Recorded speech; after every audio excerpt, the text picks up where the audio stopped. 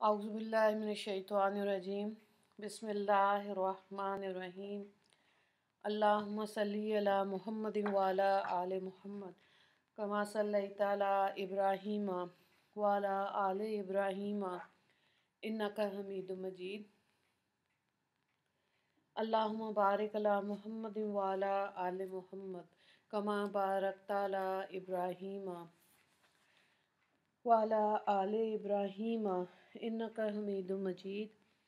Rabbi इश्रह ली सदरी व यस्सिर ली अमरी वाहलुल उक़दतम मिन लिसानी यफ़क़हू क़ौली। रब्बना ज़िदना इल्मा या मुक़ल्लिबुल क़ुलूब सब्बित क़ल्बी अला दीनिक। आमीन। जी हम आज से 5 दिन का फ़िक़्ह का कोर्स शुरू कर रहे हैं, जो कि मुख्तसर ही हम देखेंगे इसको, और शरीयत में क्या अहकामात हैं, जो 5 पिलर्स ऑफ इस्लाम है उसके हिसाब से हम आज बात करेंगे इंशाल्लाह। तो आज सबसे पहले जो है वो हम निजासत को समझेंगे, क्योंकि हमारे दीन की बुनियाद पाकीज़गी पर है और गंदगी से बचने का हुक्म है, तभी इबादत कबूल होंगी। तो ये हम पहले भी देख चुके हैं कि ये जो अल्फाज हैं इनको अच्छी तरह से समझें। फ़र्ज़ जो कि बहुत ज़रूरी है, और जितने भी चीज़ें फ़र्ज़ हैं उसके बारे में अल्लाह ताला हमसे सवाल करेंगे, और जो इबादत में जो फ़र्ज़ हैं उनके बारे में भी सवाल होगा, वरना इबादत कबूल नहीं होंगी।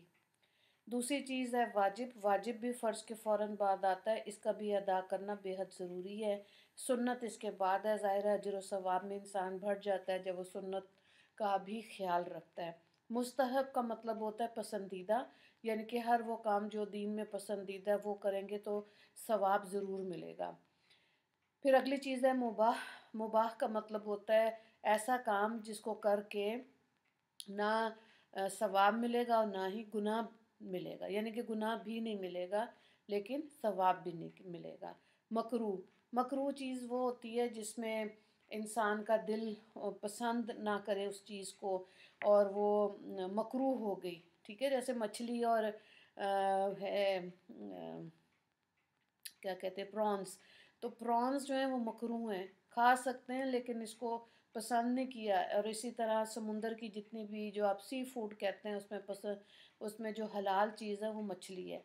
बहरहाल इसकी तफसील मौजूद है फ़िक़्ह की किताबों में। और हराम चीज़ है बिल्कुल हराम, ठीक है, जो कि सख्ती से मना है कुरान में, और उस चीज़ का हमने एहतियात करना है। ये वो अल्फाज हैं जिसकी समझ आ जाएगी तो फ़िक़्ह को समझना आसान है। और फ़िक़्ह का मतलब यही है कि शरीयत के हिसाब से दीन पर अमल, मामलात में, इबादत में कैसे होना चाहिए। तो अल्हम्दुलिल्लाह उलमा कराम ने इस पे बहुत मेहनत की है।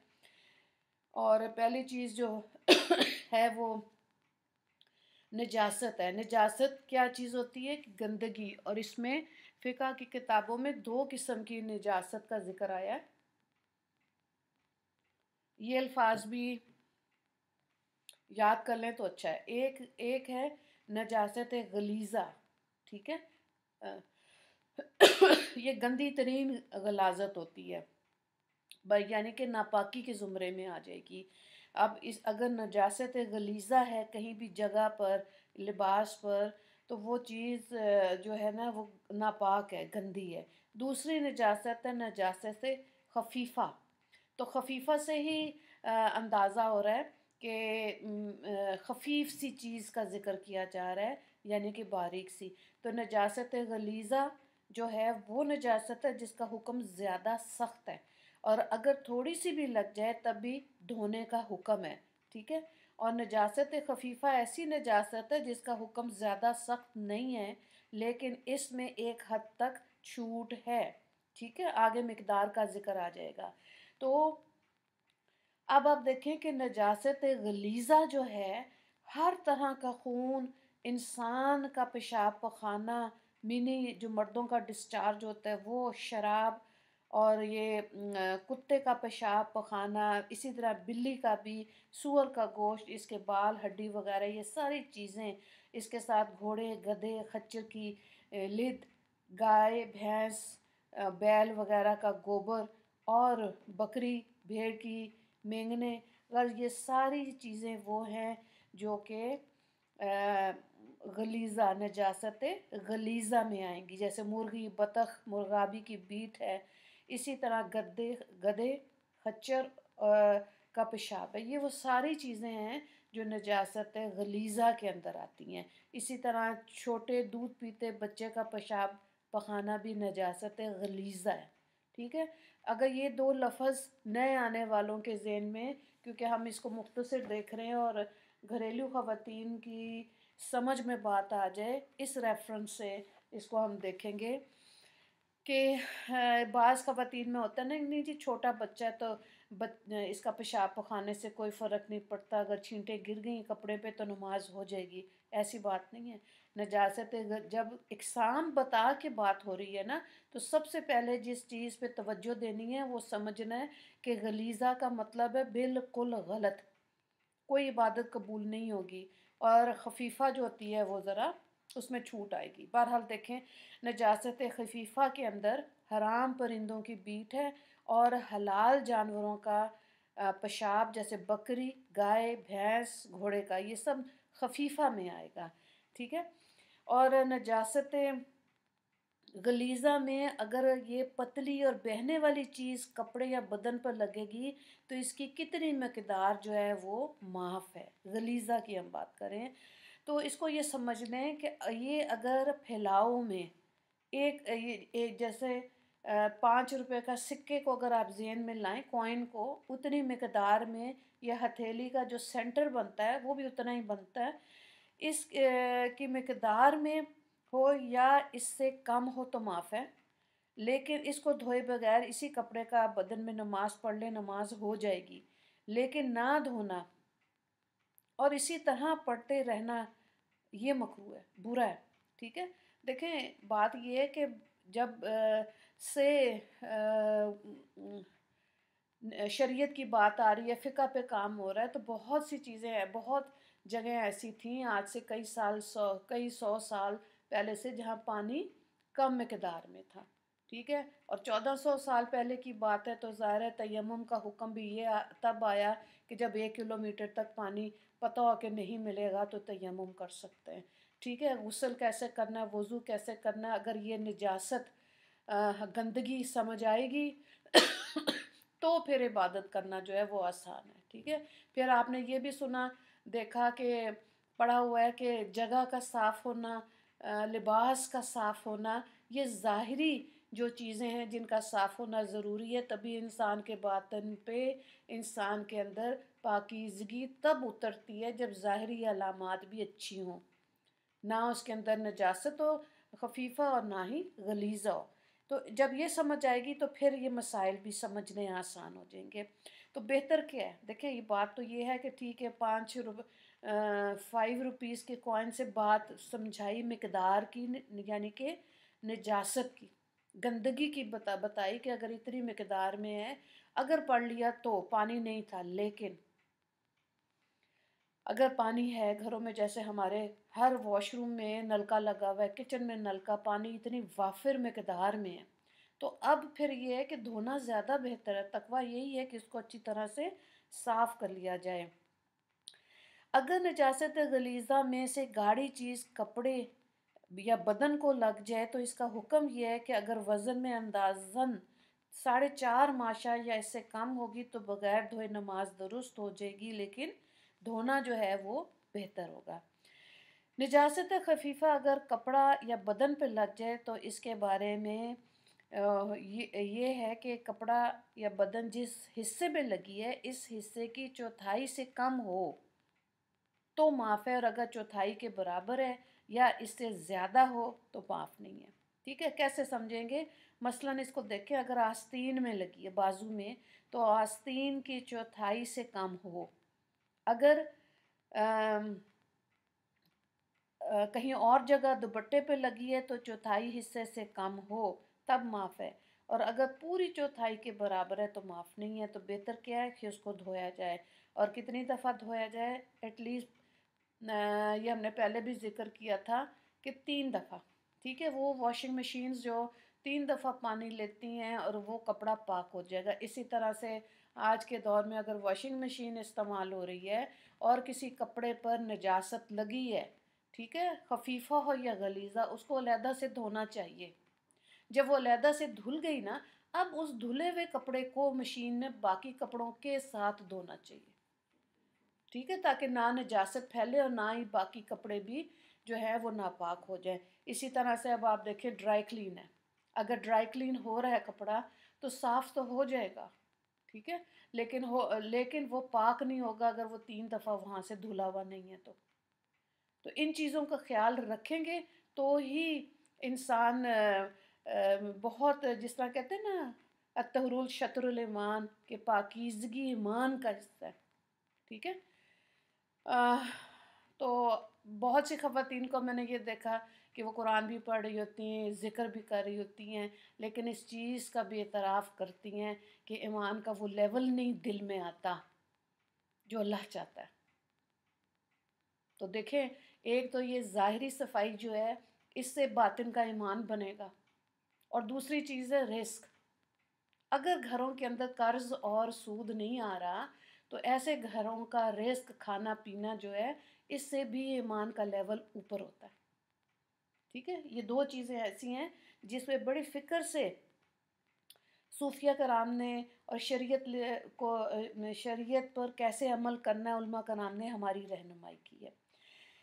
تو نجاست غلیظہ اگر پانی میں گر جائے، اب کیا ہے، تو نجاست غلیظہ اگر پانی میں گرے گا تو پانی غلیظ ہو جائے گا، چاہے کم گرے یا زیادہ۔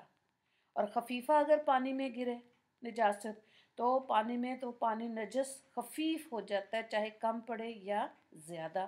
اب اس میں چھوٹے چھوٹے سے مسائل ہیں، نارملی آپ جو فقہ کی کتابیں ہیں جب پڑھتے ہیں ان کے اندر بھی ایسے ہی سمجھایا جاتا ہے۔ جیسے مچھلی کے خون کے بارے میں یہ حکم ہے کہ اگر مچھلی کا خون لگ جائے کچھ حرج نہیں، اس طرح مکھی، کھٹمل، مچھر کا خون بھی پاک ہے۔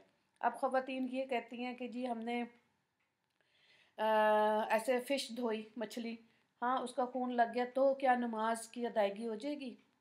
تو ٹھیک ہے، تو پھر مقدار کو بھی مد نظر رکھیں، ٹھیک ہے۔ تو اب یہ خون، یہ ایسا خون ہے کہ آپ کی نماز ہو جائے گی، لیکن اگر آپ واقعی نظر آ رہا ہے سب کچھ، اسی طرح اگر دیکھیں پیشاب کی چھینٹیں اگر سوئی کی نوک کے برابر ہوں، اب کیا حکم ہے؟ تو بات یہ ہے کہ اگر دیکھنے میں تو نہیں یہ دکھائی دے رہی، اس سے کچھ فرق بھی نہیں پڑتا، لیکن دھو لینا بہتر ہے، ٹھیک ہے۔ دھو لینے سے کیا ہوگا کہ ذہن میں تو پتہ ہے نا کہ چھینٹ پڑی ہے پیشاب کی، اور جس جگہ پڑی ہوئی ہے۔ اس میں بھی آپ دیکھیں کچھ خواتین کہتی ہیں کہ ایج کے ساتھ دوائیاں بھی اگر کھا رہے ہیں، اگر وہ حج عمرے کے لیے جاتی ہیں اور وہاں ٹوائلٹ ایسے ہیں کہ جلدی جلدی نہیں ملتے یا بہت دیر تک نہیں، رش ہوتا ہے، اب آپ کو یہ بھی ڈر ہے کہ یہ پرابلم ہے کہ چھینک آئی اور پیشاب نکل گیا، تو بہتر یہ ہوتا ہے کہ آپ دیکھیں آپ میں سے جو لوگ گئے ہوں گے ہر ٹوائلٹ کے اندر انہوں نے ہک لگائی ہوتی ہے، تو بہتر یہ ہوتا ہے خواتین پورا اپنا کپڑا اتار کے ادھر لگائیں، اس کے بعد ٹانگ دھونی آسان ہے، شلوار پجامہ کو دھونا مشکل ہوتا ہے اس وقت اگر چھینٹے پڑنے کا ڈر ہوتا ہے، ٹھیک ہے۔ اسی طرح کئی لوگ انڈین یہ ٹوائے جو ہوتا ہے کیا کہنا چاہیے، فلش، وہ نہیں استعمال کر سکتے، کیوں؟ چھینٹوں کا وہم آتا ہے کہ یہ چھینٹیں جو ہے وہ پڑیں گی۔ اسی طرح کئی لوگ وہ کموڈ نہیں یوز کر سکتے، ان کو اس میں آتا ہے شک، تو بہتر یہ ہے کہ پھر آپ پورا دھوئیں۔ اس شک میں رہیں گے نا، شک جو ہوتا ہے نا وہ یقین کو کمزور کر دیتا ہے، اور اگر زیادہ شک کی طبیعت ہے پھر تو بالکل ہی یقین کا بیڑا غرق ہو گیا۔ اب جب یقین ہی نہیں ہے کہ وضو کیا ہے کہ نہیں، نجاست خفیفہ ہے غلیظہ ہے، کون سی نجاست لگی ہے، کتنی لگی ہے، تو وہ پھر دل پریشان رہتا ہے نا، وہم رہتا ہے انسان کو۔ تو اس لیے بہتر کیا ہے کہ جب ان چیزوں کا پتہ ہوگا تو بہت کئی خواتین ایسی ہیں بہت زیادہ فکر سے ان چیزوں کا خیال رکھ رہی ہوتی ہیں کہ چکن دھویا ہے، آپ ایپرن یوز کریں۔ اگر آپ کوئی بھی ایسا گوشت دھو رہے ہیں جس کے اوپر خون لگا ہوا ہے تو وہ بہتر یہ ہوتا ہے کہ ایپرن کو استعمال کریں. وہ دھونا، وہ پلاسٹک کا ہوتا ہے، دھونا آسان ہوتا ہے، کپڑے بچ جاتے ہیں، اپنی نماز کی ادائیگی جو ہے وہ آپ وقت پہ کریں. ٹھیک ہے، اس لیے ان چیزوں کا خیال رکھنا ضروری ہوتا ہے. پھر اگلی چیز ہے کہ اگر نجاست ایسی چیز پر لگی جس کو نچوڑ نہیں سکتے تو اس کو پاک کرنے کا کیا طریقہ ہے. اچھا، ایک بات اور ہے کہ یہ جو 3 دفعہ کپڑا دھونے کی جو بات ہوئی تھی نا، اس کو اچھی طرح سے نچوڑنے کا بھی حکم ہے. پانی کا ضیاع جو ہے وہ ہمارے دین میں منع ہی بلکہ گناہ کبیرہ ہے. ٹھیک ہے، تو اس طرح کھلا پانی کو چھوڑ دینا، اس کے لیے برتن اس طرح دھل رہے ہیں، کپڑے دھل رہے ہیں، خود کر رہے ہیں یا میڈ کری، نظر رکھیں. ٹھیک ہے، ہر چیز کا حساب انسان نے دینا ہے. اگر پانی وافر مقدار میں ہے تو آپ دیکھیں آنے والے وقت میں بھی لوگ کہہ رہے ہیں کہ پانی کچھ اگلے سالوں میں کم ہو جائے گا، اس کی سطح جو ہے وہ نیچے ہو جائے گی. تو پھر عادت کیا ڈالیں، خود سے کوشش کریں کہ اتنا پانی استعمال کریں جتنا واقعی ضرورت ہے.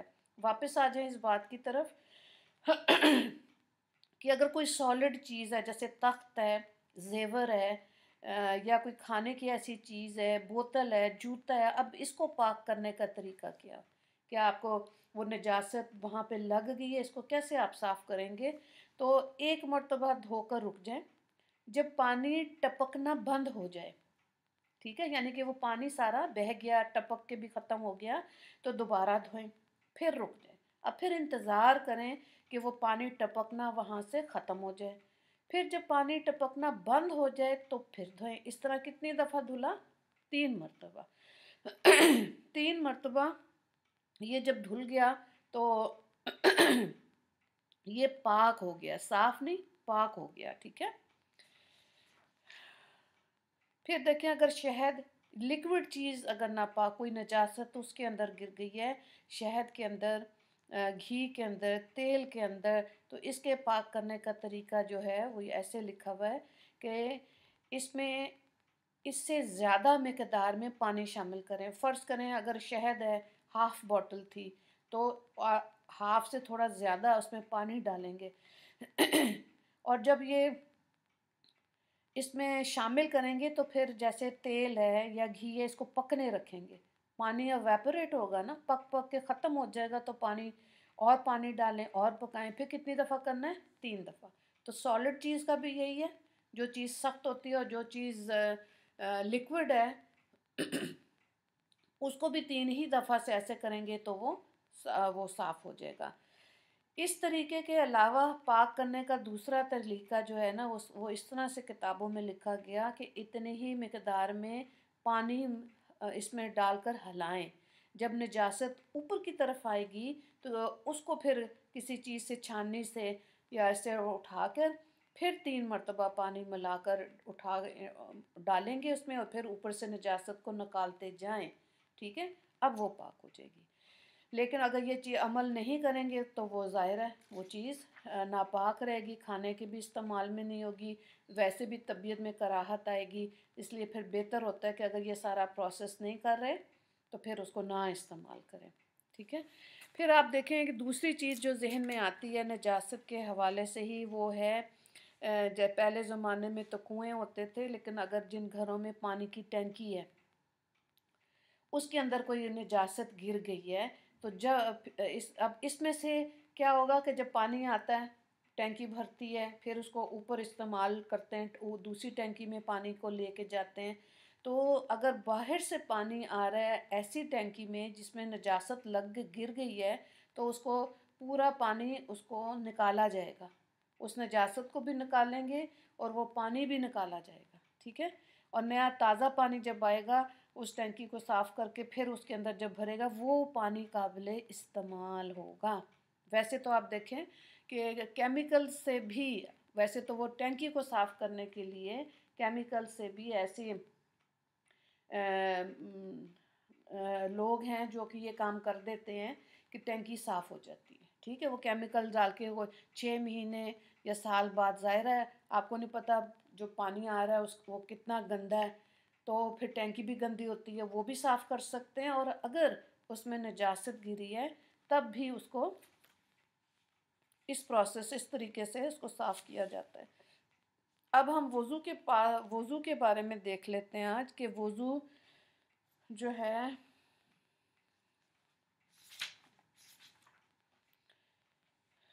اچھا، نماز صحیح ہونے کے لیے بدن، کپڑے اور جائے نماز کا پاک ہونا شرط ہے، اور نماز پڑھنے والے کا باوضو ہونا بھی ضروری ہے۔ حدیث پاک میں ہے، نبی کریم صلی اللہ علیہ وآلہ وسلم نے فرمایا، کوئی نماز بغیر پاکی کے قبول نہیں ہوتی، اور حرام مال سے کوئی صدقہ بھی قبول نہیں ہوتا۔ تو اب اس میں جو فرائض ہیں نا اس کو یاد کرنا، اس پہ عمل کرنا وہ ضروری ہے۔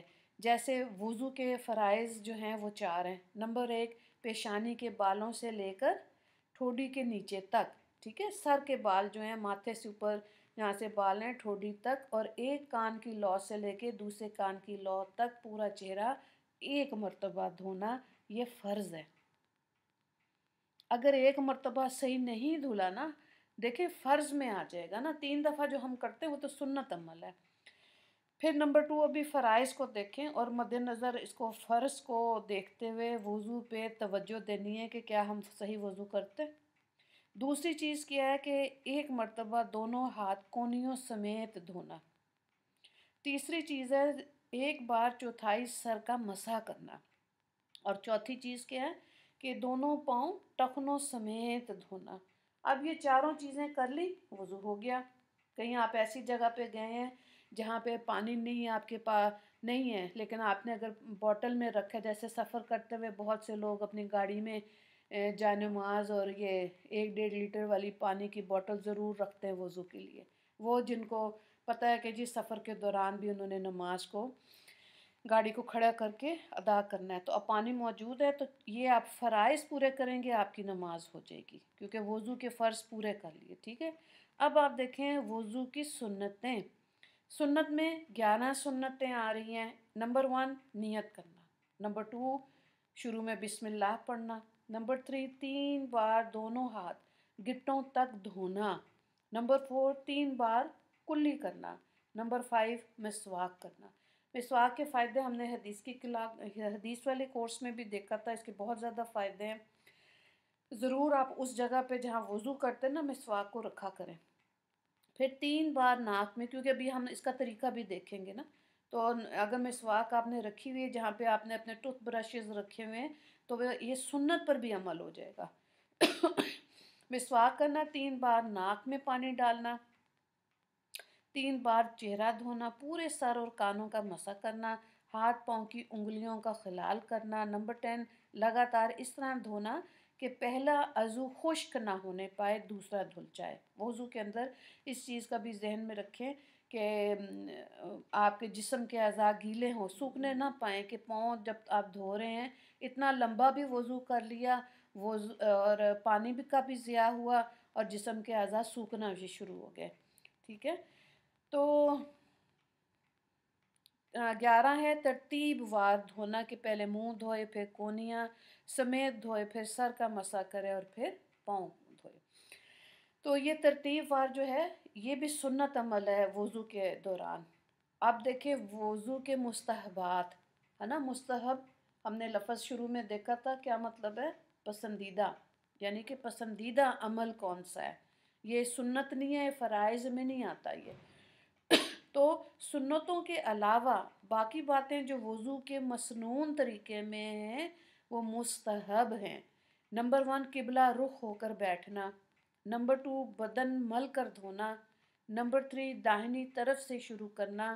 نمبر 4، دوسرے سے مدد نہ لینا۔ اچھا دیکھیں پہلے تو پانی کا استعمال یہ تھا نا، کوئی ایک ڈال رہا ہوتا تھا تو دوسرا بندہ وضو کر لیتا تھا، اب تو یہ کہ نلکوں میں ڈائریکٹ پانی آ رہا ہوتا ہے۔ یہ مستحب ہے، کوئی ایسا نہیں ہے، اگر پتہ ہے کہ نہیں کر سکتے، نہیں ہے عادت، تو پھر ظاہر ہے کسی سے ہیلپ لے لی ہے تو ٹھیک ہے، اس میں گناہ نہیں ہوتا، پسندیدہ ہے بس یہ۔ نمبر 5 کیا، وضو سے بچا ہوا پانی کھڑے ہو کر پینا۔ یعنی آپ نے ایک مگ میں پانی ڈالا اور اس سے آپ نے وضو کر لیا، یا پہلے تو ایسے ہی کرتے تھے نا، برتنوں میں کسی میں ڈال کے، اور اس سے وہ لوٹا ہوتا تھا، اس سے بھی وضو کا لوٹا اس کو کہتے تھے، تو وہ اس سے وضو کر لیا۔ اب جو پانی بچ گیا اس کو پی لیا ہے، مستحب ہے یہ۔ اچھا اب وہ چیزیں دیکھیں جو وضو میں مکروہ ہیں، ٹھیک ہے؟ تو اس کا مطلب ہے کہ بہتر ہے دوبارہ کریں وضو۔ نمبر 1 کیا ہے؟ ناپاک جگہ وضو کرنا۔ نمبر 2 سیدھے ہاتھ سے ناک صاف کرنا، ٹھیک ہے؟ یہ تو آپ کو پتہ ہے کہ جب ناک کو صاف کرنا ہے، ناک کو جھاڑنا ہے تو لیفٹ ہاتھ سے سب سے چھوٹی والی انگلی سے صاف کرنا ہے۔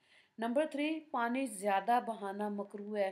اور نمبر 4 کیا چیز ہے کہ وضو کرتے وقت دنیا کی باتیں کرنا، وضو کرتے وقت خاموشی اختیار کرنی چاہیے، باتیں نہیں کرنی چاہیے، اور اسپیشلی دنیا کی باتیں۔ پھر خلاف سنت وضو کرنا، سنت کے جو 11 ہیں چیزیں جو ابھی آپ نے سنی ان کو چھوڑ کر اگر وضو کریں تو یہ خلاف سنت وضو ہوگا۔ اور آخری چیز کیا ہے؟ زور سے چھپاکے مارنا، ٹھیک ہے؟ بعض عورتوں کو عادت ہوتی ہے وہ پانی لے کے زور زور سے چہرے پہ ڈالی، کونے پہ ڈال رہی ہیں، تو اگر واش روم میں کر رہی ہیں تو دیواروں پہ بھی پانی جا رہا ہے، کپڑوں پہ بھی جا رہا ہے۔ اور یہ ہم نے پہلے بھی دیکھا تھا کہ وضو کا پانی جو ہوتا ہے اس سے جب وہ نیچے گرتا ہے تو اس کا انسان کے گناہ اس سے دھلتے ہیں۔ اب اگر احتیاط کرنی نہیں آتی اور استعمال شدہ پانی یعنی کہ جو وضو کر لیا باقی پانی گر رہا ہے نیچے کی طرف اور وہ کپڑوں پہ گر رہا ہے تو ایسے بھی وسوسے زیادہ آتے ہیں۔ تو اس لیے بعض خواتین کو تو میں نے دیکھا وہ ایپرن پہن کے وضو کر رہی ہوتی ہیں، وہ کہتی ہیں ہمارے کپڑوں پہ چھینٹے آتے ہیں پھر وسوسے زیادہ آئیں گے، تو اس لیے بہتر ہے ایپرن ہی پہن لو، کپڑوں پہ نہ گرے۔ اور کئی لوگ پانی کا استعمال جو واقعی میں احتیاط سے پانی نہ آپ کے کچن میں گرتا ہے پانی، نہ آپ کے جو کولر رکھے ہیں پانی والے اس میں سے ضائع ہوتا ہے، پانی کی احتیاط ہے جن گھروں میں وہاں وضو کی بھی پھر احتیاط ہے، ٹھیک ہے؟ وہاں پہ پھر نہیں گرتا اس طرح سے پانی کے، وہ کپڑوں پہ بھی گر رہا ہے اور دیواروں پہ بھی گر رہا ہے۔ اچھا تو اب تھوڑا سا یہ دوبارہ میں بتا دوں، فرض، سنت، مستحب و مکروہ۔ فرض ایسی چیز کو کہتے ہیں کہ اگر ان میں سے ایک بھی چھوٹ جائے یا ان میں کچھ کمی رہ جائے تو وضو نہیں ہوتا، جیسے پہلے بے وضو تھی ویسے ہی بے وضو رہے گی۔ سنت کیا ہے کہ ان چیزوں کے چھٹ جانے سے وضو تو ہو جائے گا مگر ثواب کم ملتا ہے، اس کے کرنے سے ثواب ملے گا، اور شریعت میں ان کے کرنے سے تاکید آئی ہے۔ اور مستحب کیا ہے؟ مستحب ایسی چیزیں جن کو کرنے سے ثواب ملے گا، گناہ نہیں ہوگا، تو شریعت نے اس کے کرنے کی اتنی تاکید نہیں کی، ٹھیک ہے؟ گناہ گار تو نہیں ہو رہا، ہاں اگر کر رہے ہیں تو ایکسٹرا اجر و ثواب ضرور ملے گا۔ اور مکروہ جو چیزیں ناپسندیدہ ہوتی ہیں انہیں مکروہ کہتے ہیں، اس سے وضو تو ہو جاتا ہے لیکن پسندیدہ نہیں ہوتا، اور اکثر و بیشتر ان کو کرنے سے گناہ گار انسان ہوتا ہے، ٹھیک ہے؟ اچھا اب تھوڑا سا تو نہیں، تفصیل سے ہم وضو کا طریقہ دیکھنے کے بعد تھوڑا سے اس کے مسائل کو بھی دیکھتے ہیں۔ اچھا دیکھیں، ایک طریقہ یہ ہے کہ جگہ پاک ہو، قبلہ رخ ہو کر بیٹھیں، کسی اونچی جگہ پر بیٹھیں تاکہ چھینٹے اڑ کر واپس نہ آئیں، ٹھیک ہو گیا؟ آپ نے دیکھا ہوگا اگر آپ ٹریول کر رہے ہیں یا کبھی مسجد کے باہر وضو کرنے کا بھی آپ کو موقع ملا ہو تو نیچے جہاں نلکا ہے نا جہاں ہم وضو کر رہے ہوتے ہیں اس کی جگہ کافی نیچے ہوتی ہے، چینٹا واپس نہیں آ سکتا۔ اچھا بہرحال یہ تو یہ ہے کہ پھر جیسے ہمارے واش رومز ہیں نا اس میں ایک جگہ نہانے کی ہے اور ایک جگہ ٹوائلٹ ہے تو درمیان میں پردہ بھی ہونا چاہیے، ٹھیک ہے؟ اس کے بعد 3 بار، اچھا اب یہ ہو کیا کیا کہ بسم اللہ پڑھ لی سب سے پہلے، 3 مرتبہ ہاتھوں کو دھونا ہے، ٹھیک ہے؟ اس کے بعد 3 بار کلی کریں۔ اب مسواک کریں، اگر مسواک نہیں ہے تو انگلی کو پھر دانت پر ملیں اور اس کو صاف کریں۔ اچھا اگر پھر یہ ہے کہ جب کلی کی ہے تو ایک دفعہ گلے میں جیسے غرارہ کہتے ہیں نا، گوگل کرنا، حلق تک پانی پہنچانا، یہ تب کر سکتے ہیں جب روزہ نہیں ہوتا، پھر وضو میں یہ کر سکتے ہیں۔ اس کے بعد 3 بار ناک میں پانی ڈالیں اور بائیں ہاتھ سے ناک صاف کریں، پھر 3 بار منہ دھوئیں، اس طرح کے سر کے بالوں سے لے کر ٹھوڑی کے نیچے تک اور ایک کان کی لو سے دوسرے کان کی لو تک دھل جائے۔ دونوں یہ جو آئی بروز ہیں ان کے اندر بھی پانی جانا چاہیے، یعنی کہ کوئی جگہ سوکھی نہ رہے۔ اچھا، اس کے بعد داہنا ہاتھ کونی سمیت 3 مرتبہ دھوئیں، پھر بایاں ہاتھ کونی سمیت 3 مرتبہ دھوئیں، اور ایک ہاتھ کی انگلیوں کو دوسرے ہاتھ کی انگلیوں میں ڈال کر خلال کریں۔ اگر کوئی انگوٹھی یا چوڑی وغیرہ پہنی ہوئی ہے تو اس کو ہلائیں اور اس کے نیچے تک پانی پہنچانا چاہیے، ٹھیک ہے۔ بعض دفعہ رنگز جو ہوتی ہیں وہ ٹائٹ ہوتی ہیں، تو اس کو آگے پیچھے کر کے نیچے اچھی طرح سے پانی پہنچانا چاہیے۔ اس کے بعد ایک مرتبہ پورے سر کا مسح کریں، پھر کانوں کے اندر شہادت کی انگلی ڈال کے کانوں کا مسح کریں اور کانوں کی پشت کا انگوٹھوں سے مسح کریں۔ اس کے بعد انگلیوں کی پشت سے گردن کا مسح کریں، لیکن گلے کا مسح نہ کریں۔ یعنی کہ آپ جو گیلا ہاتھ ہوتا ہے نا، وہ گردن کی بیک سائڈ پہ پھیریں، آگے پھیرنے سے یہ اس کو برا سمجھتے ہیں، بلکہ بدعت سمجھتے ہیں، تو گلے کے آگے ہاتھ نہیں پھیرنا ہوتا وضو کے وقت۔ اس کے بعد 3 مرتبہ دایاں پاؤں ٹخنے سمیت دھوئیں، پھر بائیں پاؤں سمیت دھوئیں اور پاؤں کی انگلیوں کا ہاتھ کی انگلیوں سے خلال بھی کریں۔ ٹھیک ہو گیا؟ یہ تو تھا طریقہ نارملی جو ہم کرتے ہیں۔ اب دیکھیں کہ اگر کوئی غسل کرتے ہوئے پورے بدن پر پانی بہائے لیکن وضو نہ کرے اور نہ ہی وضو کا ارادہ کرے تو کیا وضو ہو جائے گا؟ اب نہانے ایسا غسل کے بعد نماز پڑھ سکتے ہیں؟ تو جواب یہ ہے کہ وضو کے جو 4 فرائض ہم نے پہلے پڑھے ہیں نا، یہ پورے ہو گئے تو وضو ہو گیا، چاہے وضو کا ارادہ کیا تھا یا نہیں کیا تھا۔ چنانچہ اگر کوئی غسل کرتے ہوئے پورے بدن پر پانی بہا لے، وضو نہ کرے یا کسی حوض وغیرہ سے، یا مطلب یہ ہے کہ جیسے مردوں کے لیے ہوتا ہے مسجدوں کے باہر حوض ہوتے ہیں، ٹھیک ہے نا، خواتین کے لیے تو یہ ہے کہ اگر انہوں نے نہا لیا ہے تو وہ اس کے بعد اب وہ وضو نہیں کیا تو آزاد دھل گئے ہیں نا، وضو ہو جاتا ہے، لیکن وضو کا جو ثواب ہے نا وہ نہیں ملتا، نماز ادا ہو جائے گی۔ اسی طرح سے اب آپ دیکھیں کہ انگوٹھی، چھلا، کوئی بھی یعنی چوڑی وغیرہ پہنی ہے یا نوز پن ہوتی ہے، بعض خواتین وہ پہنتی ہیں ناک میں، تو اس کو ہلانا، یا کانوں کے اندر ایسے ٹاپس پہنے ہوئے جو بالکل کان کی ایئر لوب کے ساتھ ہی لگے ہوئے، ان سب کو وضو اور غسل کے اندر اس چیز جو پہنی ہوئی ہے اور اگر وہ ٹائٹ ہے اس کے نیچے پانی پہنچانا بے حد ضروری ہے، ورنہ وضو نہیں ہوگا۔ اسی طرح سے نیل پالش سے بھی ظاہر ہے ناخن تک پانی نہیں پہنچا نہیں ہوتا۔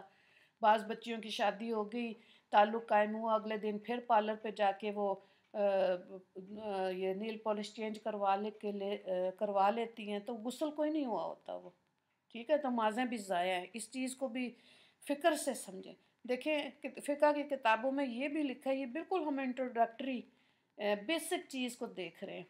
تو کیا چیز ہے کہ اگر ناخن میں اور خواتین آٹا گوندا ہوا ہے، بعد میں ہاتھ دھوئے، وہ غفلت میں آٹا لگا رہ گیا ناخنوں پر اور وہ سوکھ گیا، بعد میں وضو کیا پھر بھی نہیں اس کو صاف کیا، تو وضو نہیں ہوتا، ٹھیک ہے۔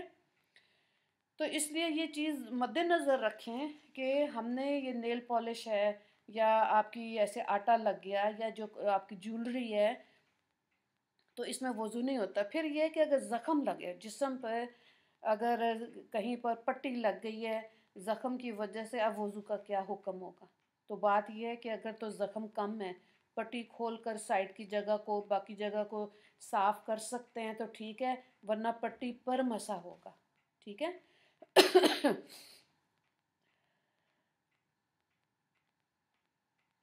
اور اگر ہڈی جیسے ٹوٹ جاتی ہے نا، جو پلاسٹر پہنایا جاتا ہے، اس کا بھی یہ ہے کہ پلاسٹر کے اوپر سے آپ مسا کریں گے، یعنی کہ گیلا ہاتھ ایک دفعہ پھیر لیا تو ٹھیک ہے، ورنہ کیا ہوتا ہے، یہ تو وضو ہو گیا۔ اگر یہ نہیں کریں گے، زخم کو گیلا کریں گے، کوئی اور سکن پرابلم ہے، تو پھر زخم کے خراب ہونے کا ڈر ہے، ٹھیک ہے۔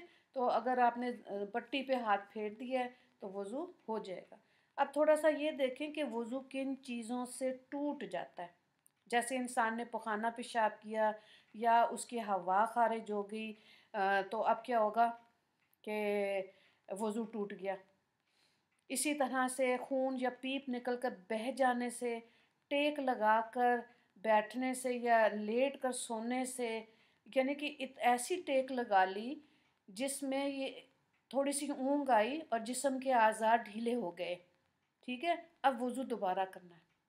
لیکن اگر ٹیک لگائی ہے اور ہوش ہے، اتنی سمجھ ہے کہ سائڈ سے کوئی گزر رہا ہے، کمرے میں کیسے باتیں کر رہے ہیں، تو اس کا مطلب ہوش و حواس میں، یعنی کہ سمجھ آ رہی ہے۔ اب اگر ذرا سی آنکھ لگ بھی گئی ہے تو پھر وہ دوبارہ وضو کرنے کی ضرورت نہیں ہے۔ دوسری بات یہ ہے کہ اگر نماز کے اندر کیا کہتے ہیں زور سے ہنسیں گے، کہکا، ٹھیک ہے، لگائیں گے، تب بھی وضو ٹوٹ جاتا ہے۔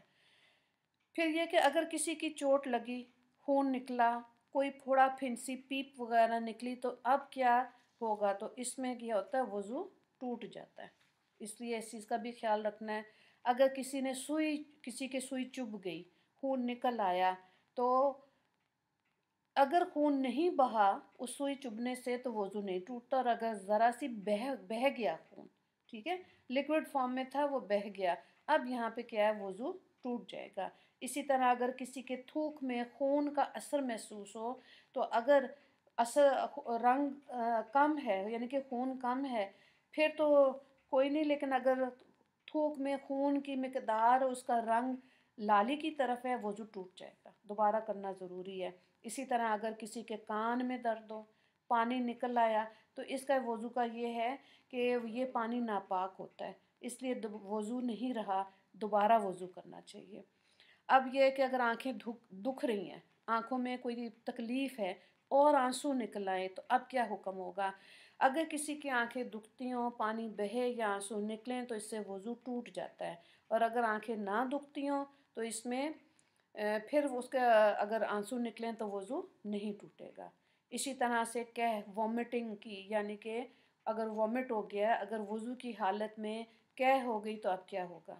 تو میں کھانا یا پانی یا زٹ پانی جو ہوتا ہے، منہ بھر کے اگر ہو گئی تو وضو ٹوٹ گیا، ٹھیک ہے، اور اگر منہ بھر کے نہ ہوا تو وضو نہیں ٹوٹتا۔ اسی طرح اگر ہنسنے کی جو بات تھی نا، اس کو تھوڑا سا دیکھیں، کھل کھلا کر ہنسنا، اس میں 3 صورتیں علماء کرام نے بیان کی ہیں۔ ایک تو یہ کہ جب انسان کھل کھلا کے ہنسے گا نا، اس کا حکم یہ کہ اس سے نماز بھی ٹوٹ جائے گی، وضو بھی ٹوٹ جائے گا، دوبارہ وضو کر کے نماز کو ادا کریں۔ دوسرا یہ کہ اس طرح سے ہنسا کہ خود کو تو آواز سنائی دی، مگر پاس والے لوگ آواز نہ سن سکے، اگرچہ بالکل قریب والے سن لیں، یعنی جو بہت ہی قریب ہوں وہ سن لیں، تو اس میں نماز ٹوٹ جائے گی، وضو نہیں ٹوٹے گا، ٹھیک ہے۔ تیسری چیز کیا ہے کہ ہنسنا ایسے نماز کے دوران کہ صرف دانت نظر آئے، آواز بالکل نہیں نکلی، اس کے حکم یہ ہے کہ نہ وضو ٹوٹے گا اور نہ ہی نماز ٹوٹے گی، وہ جاری رہے گی، یعنی کہ ذرا سا مسکرایا۔ تو بہرحال یہ ایسی چیزیں ہیں جس میں احتیاط کرنی چاہیے۔ اسی طرح سے اگر جمائی آئی ہے نا نماز پڑھتے ہوئے، وہ خیر نماز میں ہم انشاءاللہ دیکھ لیں گے، تو اس کے اندر بھی کوشش یہ کریں، یہ سستی کی علامت ہے، تو ہونٹ جو ہے نا اپنا تھوڑا سا اس کو اپنے دانتوں میں لے لیں، تو وہ جمائی ختم ہو جاتی ہے، ورنہ اگر زیادہ لمبی ہوگی تب بھی نماز ختم ہو جائے۔ بہرحال وہ نماز والے میں دیکھ لیں گے۔ وضو میں دیکھیں کہ بغیر وضو قرآن پاک کو پکڑنے یا چھونے کا کیا حکم ہے؟ تو بات یہ ہے کہ بغیر وضو کے قرآن پاک کو پکڑنا چھونا درست نہیں ہے۔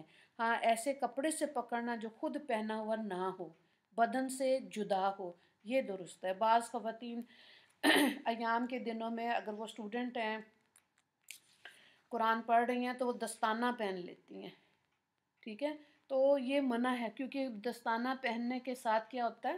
وہ آپ کے جسم کا حصہ بن جائے گا، ٹھیک ہے، تو اس لیے وہ بھی منع ہے۔ میرا خیال ہے آج اتنا ہی کافی ہے، کل پھر ہم انشاءاللہ غسل کا اور تھوڑا سا اور دیکھیں گے، ٹھیک ہے انشاءاللہ۔